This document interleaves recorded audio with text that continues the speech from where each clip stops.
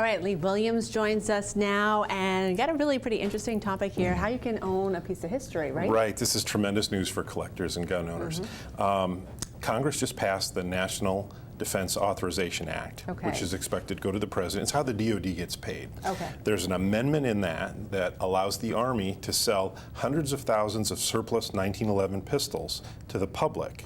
Wow, hundreds of thousands. Yes. That's amazing. These are pieces of history, World War II era 1911s that have been sitting in storage since the 80s when we switched over to a different pistol. Right. They're pieces of history. They were carried by our forefathers and probably a few foremothers during World War II, Korea, Vietnam. They're all stamped property, U.S. government.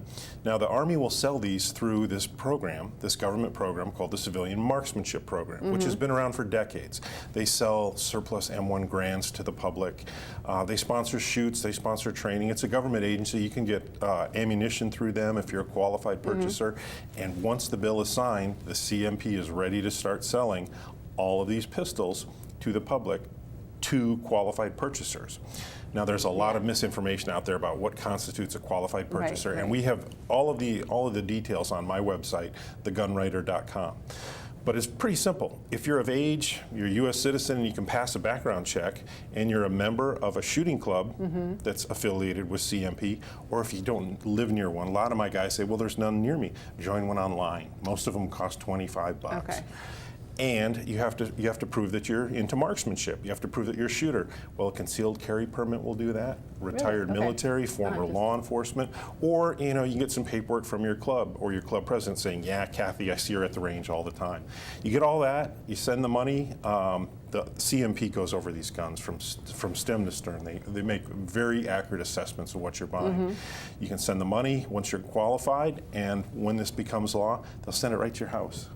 Amazing. And it's a piece of history. Yeah. What are we talking about price rise here? Price rise is still up in the air, but considerably less than you'd pay for a World War II era 1911 on the open market.